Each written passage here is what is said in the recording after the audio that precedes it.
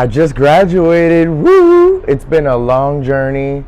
Lots of crying, lots of mental health, lots of hot mess, but also lots of healing, growth, and excitement. I'm going to share a lot of my story, more than I've shared with most people, about what this journey looked like for me and how I transformed my life from wanting to end my life years ago to traveling the world and doing work that I'm passionate about and living the life of my dreams. In this video, I'm going to talk about the process of struggling and that led me to being homeless and a drug addict, and then the healing journey that led me to graduating at a top university and living the life of my dreams again. I'm going to first give you some background about my traumatic upbringing before college. College was my escape. Growing up, I had a lot of trauma. I dealt with sexual abuse by two people I trusted.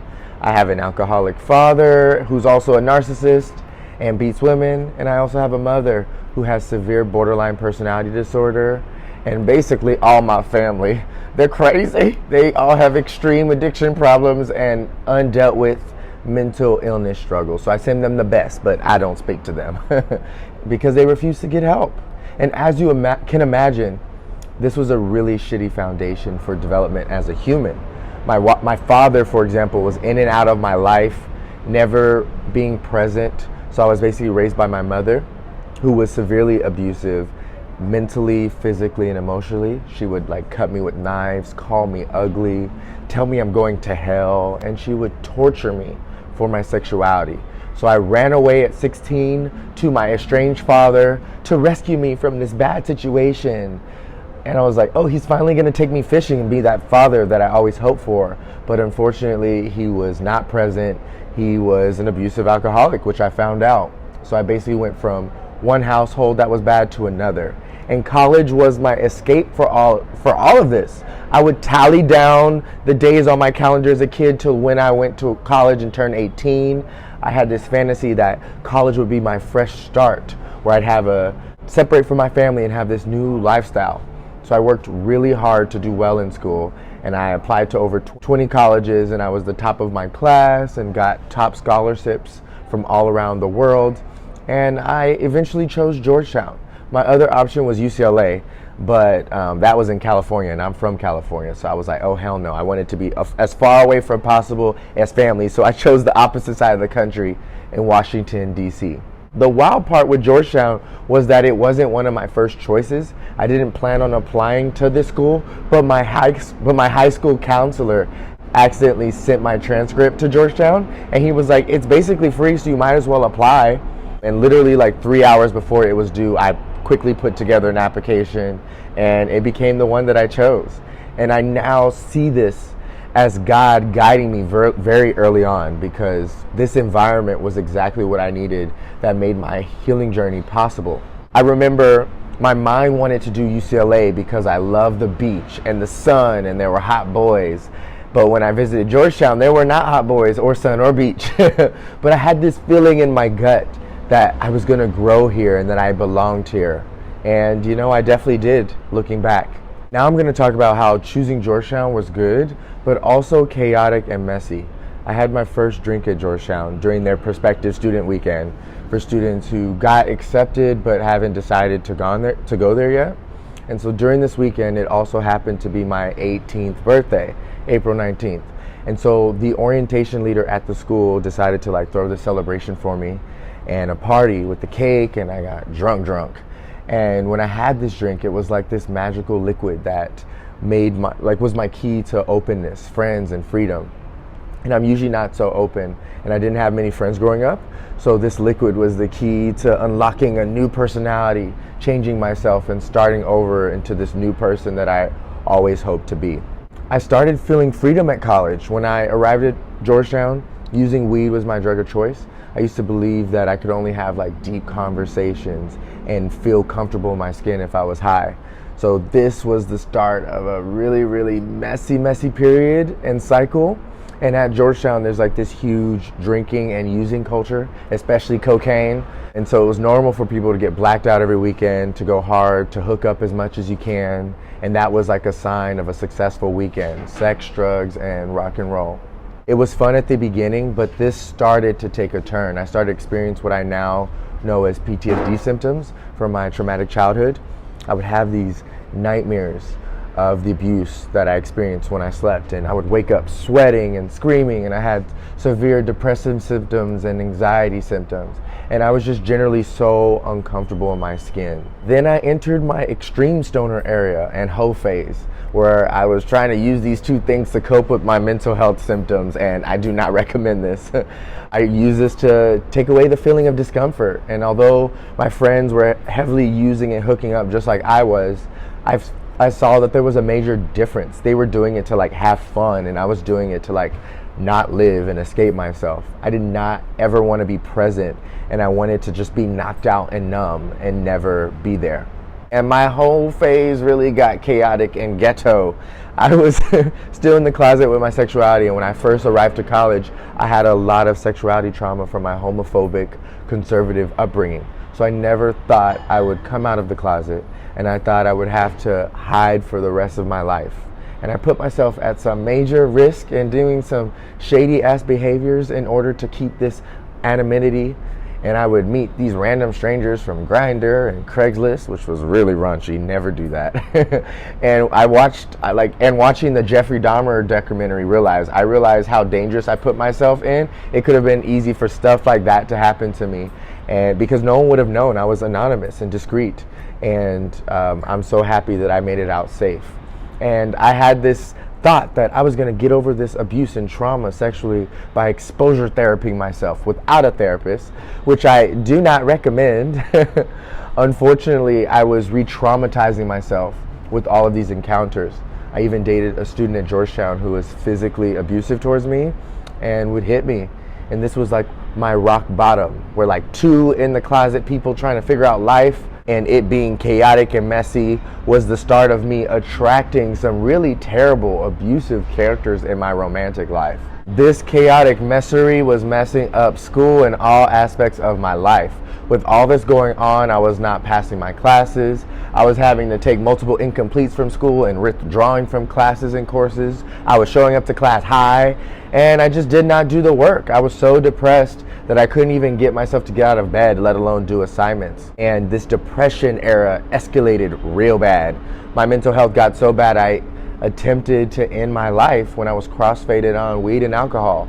And this was a really big turning point in my life, where I was on a roof ready to jump, and I had planned it out. On this roof, it was a moment where I experienced a presence and a voice that I experienced as God, saying in that voice that I've brought you too far to give up now.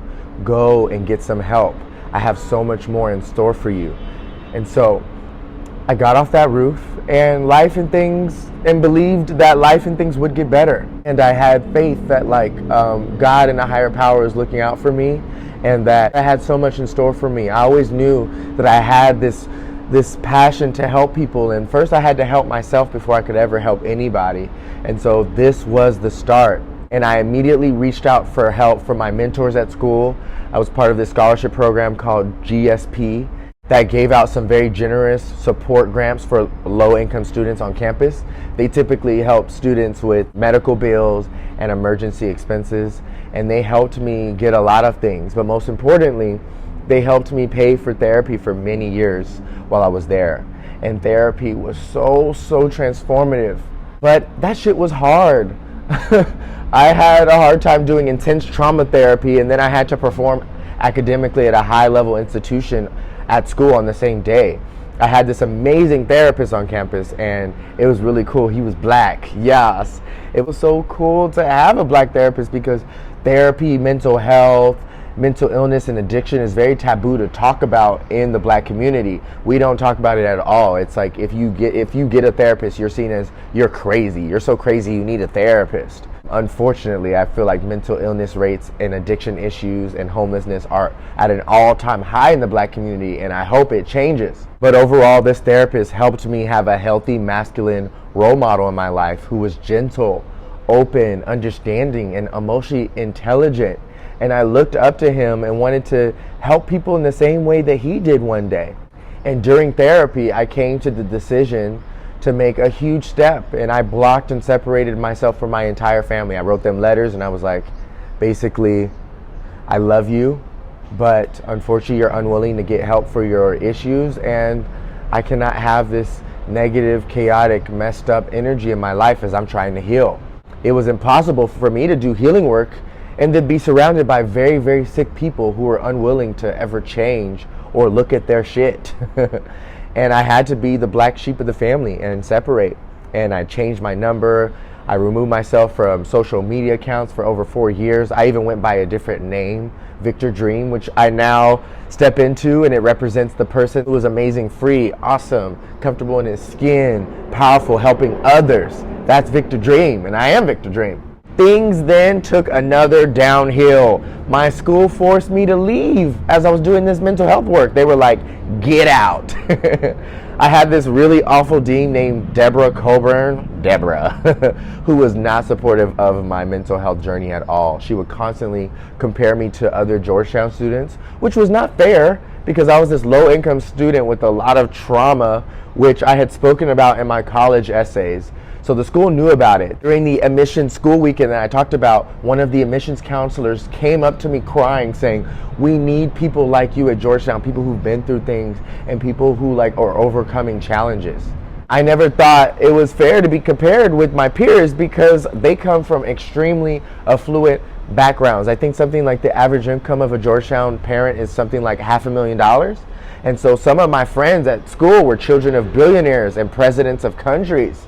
She constantly made me feel like I was not smart enough or performing like the other students and that I needed to get on board.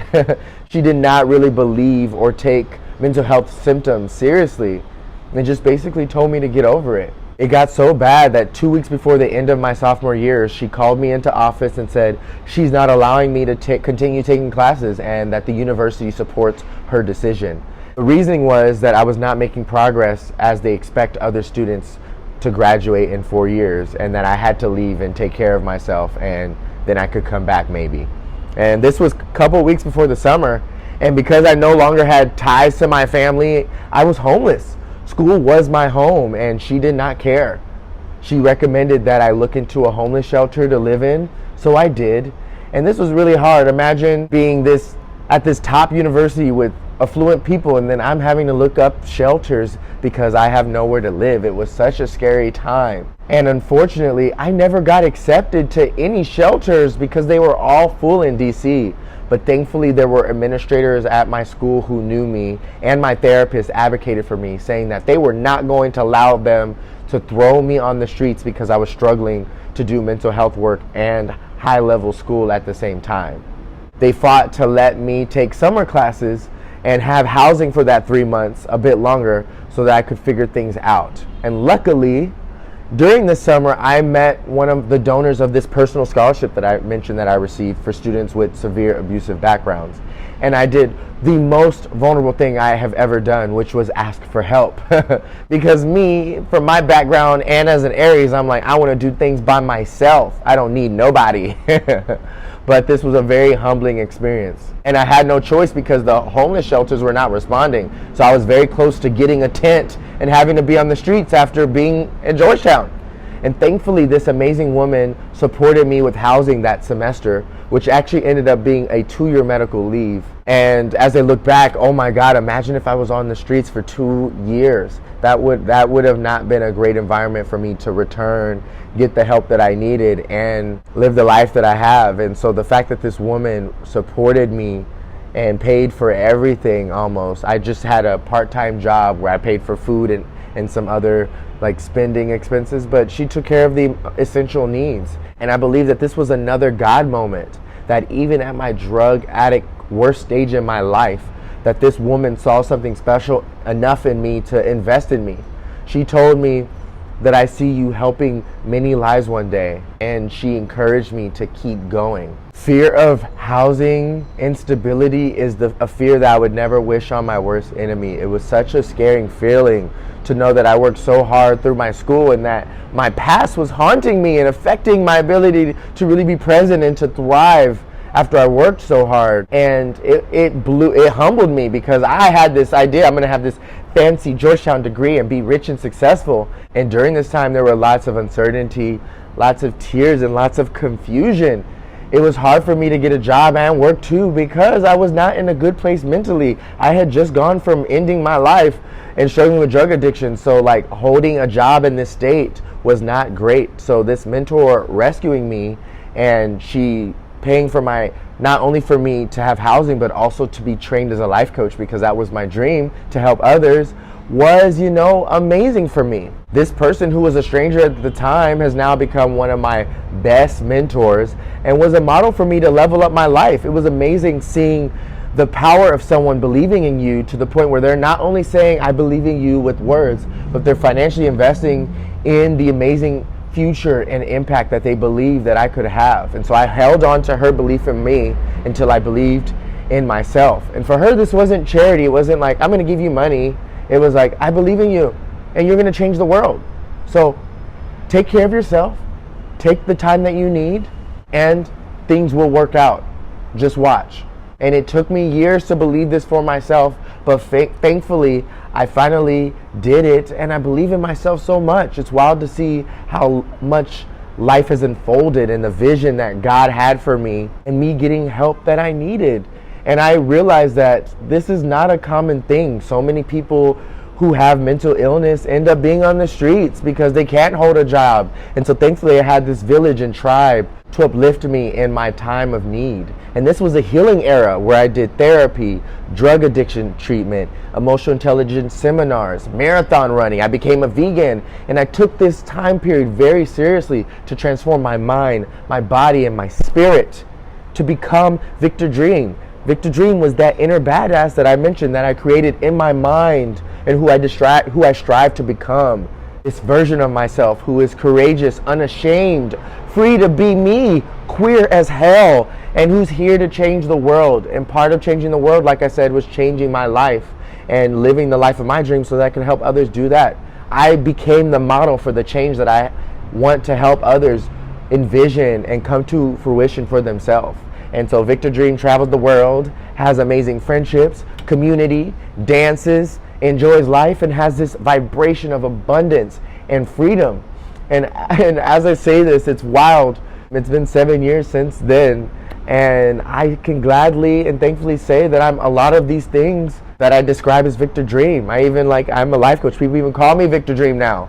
And there are still areas that I want to work on and get to work on. I'm not perfect. I'm doing a lot of manifesting work, but wow, look how far I've come from that dark place. And some of the most important things I did was emotional intelligence trainings all around the states that helped me develop communication skills, learn how to trust others and make eye contact and be a human. It felt like I was so emotionally underdeveloped due to my traumatic childhood and having emotionally underdeveloped parents who didn't have skills. I have now done a lot of forgiveness work and realized that my parents did do the best that they can and could with the tools that they had. They were suffering and sick. And so I'm even impressed that they did so many, at least that they were able to take care of the basic needs like housing, shelter, and food for me while they were so emotionally sick. And being in new places, I think it's an incomparable way to mature and grow into a well-rounded person that I'm now proud of. And now my goal is to go to 100 countries by the age of 40. So this was the start of that journey. Solo traveling, visiting friends, and I'm now traveling right now. I'm in Greece. Like I said, this medical leave lasted 2 years, and then when I returned it from this medical leave, it was hard, I was scared shitless because I was older than everyone. I was like 22 and I'm in classes with 18-year-olds. And so it was a very, very new campus, but it was very cool because I also got to be myself and start fresh. I was a new person, and I didn't really resonate with many people in the Georgetown community who tend to come from similar backgrounds of being predominantly white and straight. And as I started to come into my own, especially into my queerness, I didn't really know how to navigate that identity while being at my school. I was also sober, so it was also challenging to connect with people because people would invite me to go clubbing and go to bars, but at that point I was not in a place in my sobriety where I was comfortable being around people drunk and using. And that's definitely changed now. I now go out 1 to 3 times a week dancing because it's one of my favorite activities that I love doing. I love house music, R&B music, rap, Nicki Minaj, and all of it. Thankfully, I had a community and tribe in DC that I built in the recovery community, so I had a lot of sober friends. So although I wasn't necessarily connected to campus, I had a lot of support. And these people were so great and willing to be open about their struggles, which really was helpful for me, because although I'm consciously aware that other people struggle, especially at Georgetown, but there's a culture of hiding your struggles and faking it till you make it and acting like everything's so great. You have 12 internships and you're rich and life seems all awesome. And I'm very grateful that I attracted a community who didn't give a shit about my grades or my accolades. I just got to be me, and I'm grateful that I found that. A surprising effect of this journey and returning back to school was I became an A student. Taking off this time academically helped me excel. At the beginning of my Georgetown journey, I felt a lot of imposter syndrome, and that I was not smart as my peers. Like, they had a lot more money to get tutors and stuff to thrive, and I felt not enough. And it was wild being in an environment where everyone was the top students in their high schools, and then they come together in this environment that's this interesting type A chaotic mess that you don't really see anywhere else. After my leave, I gained a lot of confidence in myself. I came out of the closet and I was more comfortable in my sexuality. I felt comfortable sharing my voice and thoughts in classes. I'm that person who's always raising their hand, and I don't sit in the front, but I sit in the first 3 rows. Before, I would hide in the back seat and hope and pray that no one called me for questions. But now I was like, you know what? Even if I don't do the reading, which I don't think I've read an entire book at all on my Georgetown journey. I've skimmed and done the bare minimum enough to do well. And that really worked for me. I was like, I'm not killing myself for this grade. I'm getting sleep. And if that means I'm turning in something late, so be it. What also helped me do well with classes was having a goal. I wanted to study abroad. The idea of being able to live and study abroad at one of my favorite countries in the world was Australia, was such a huge motivator. And so my dreams did come true. I got into a school into Australia. I was so excited. I'm like, yes, beach, fun. I love the Australian accent. They're so hot. And I was going to go. I had a flight booked and everything. I was going to leave June 2020. But as y'all know, what happened in 2020, Rona had other plans for me. So study abroad canceled and everything. And I was so freaking crushed because I had worked so hard to rehab my GPA, get my life together, to eventually then, studying abroad was going to be my celebration for all the hard work I've done. And so instead, I was stuck in the damn house, and I was not happy at all. But I was like, okay, what can I do? I was finishing up my training as a life coach, and I was like, well, I have all these skills, and I saw that mental illness rates were at an all-time high. So I was like, what can I do to help people during this time? I was like, okay, the perfect thing is TikTok. So I started making TikTok quirky, fun, motivational videos on TikTok. It was really cool for me. And it was very slow at first, just maybe a few hundred followers, but then it started growing and growing and growing. We went viral a few times, and our videos reached over 12 million people, and we have a community of 20,000 followers. So this started as just a passion project, fun. I always knew I was going to do life coaching, but I thought I was going to do that one-on-one or individual. But then I became a content creator, and life made a huge pivot for me. I even made this went from passion project to a business where I've had 8 people work for me, interns, and I have mentors, teams. I've won funding for this business to help people feel empowered and inspired on their healing journey. And I help them in the areas of dating, mental health, and self-love, with the goal and mission of helping them live the life of their dreams. My business is called Dream, and I'm Victor Dream. So all that hard work started coming to fruition and coming together. And I was about to graduate, and I was so sad because I was like, I wanted to study abroad. I thought I wanted this to be part of my experience. And I begged my school to let me stay an extra semester so I could study abroad. I went through this huge appeal process, and I got accepted. And I decided to choose Brighton, UK, which is a queer beach town near London. And oh my God, I had done a little traveling, like I mentioned earlier, through the States and a couple countries, but wow, I was amazed. And this is another God moment where it's like, I needed to be in Brighton. Australia is really cool, but it's not necessarily a queer epicenter. I know there's queer people, but to be in the queer capital of England was so transformative for me. It helped me get comfortable expressing myself with makeup, I started wearing thongs. Well, no, we'll cut that out. Maybe I'll cut that out. I was wearing crop tops, having fun, wearing lipstick, painting my nails. Brighton is such a unique and interesting place where even straight men paint their nails, wear crop tops and lipstick. So it was really cool how open that is, and people just walk around in the nude, and that's just legal. People just have fun. And so that was powerful, and I'm glad I was in Europe, because one thing I didn't know about Europe is once you're in Europe, it's cheap to travel around. So last year, while studying abroad, I traveled to 10 countries. And it was so healing to experience different cultures, to hear different languages, to struggle in different languages and live. I didn't know so much life and world was out there. And so I'm so glad I didn't end my life. When God said on that roof to me that life is going to get better, I have so much more in store for you. Yes, I experienced that while being abroad. And I'm grateful I didn't go to Australia then, because being in Europe, I was able to go and travel cheaply around to so many different places. And I plan on now going to Australia next year. I'm moving to Bali. I'm going to be doing this content creation work and life coaching work and hosting seminars while in Bali and traveling around Asia, Australia, and all the places that I wanted to go. So life, it all came full circle, and I ended up going anyway. So God made all my dreams, many of them, come true, not on my timeline, but in the timeline that was right for me. And as I look back, it made sense. If the pandemic didn't happen, I wouldn't have started my business. I got to pass-fail a lot of classes, so I just did the bare minimum, didn't really even go to classes, and all you had to do was get a D to pass. And it didn't matter if you got a D or an A, it's pass-fail, so it worked out. I got to have fun and finish my degree with a lot less pressure and stress of the Georgetown environment, so I'm grateful for that. I had a semester left of school once I came back from abroad, and I did my thesis. I got to say bye to some of my friends. I have really beautiful connections and community. I'll show you a photo of them throwing me a party for my graduation. I graduated with honors. So the fact that I went from almost about to drop out and not being able to continue school to now graduating with honors, come on, that is amazing. And I'm so proud of myself.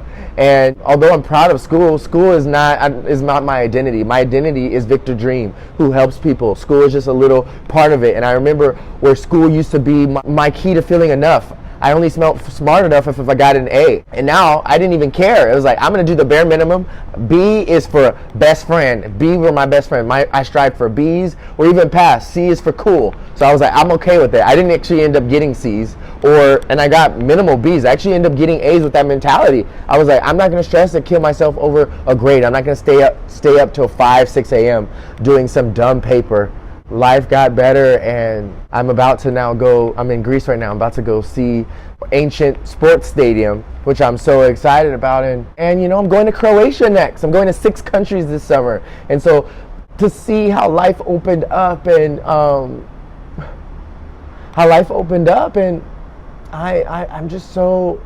so grateful. I couldn't have planned this. I had hopes and dreams, but it really turned out so much better than I could have ever imagined. And so I hope this was really, thank you for sticking out this journey of listening to my story, and I hope this inspires you to work on your journey, and that hope, faith, and believing in yourself will really, really help you, and asking for help. You don't have to do it alone. You don't get a prize for doing things alone. That's what I used to think. But with my tribe, with God, with support, with a village, I've been able to live a really great life that I'm proud of. And I have so many more goals and life that I get to live and strive for. But I'm enjoying the present moment and meeting hundreds of people from all around the world. And I'm so grateful. Have a beautiful day, and I wish you the best on your healing and growth journey. Mwah.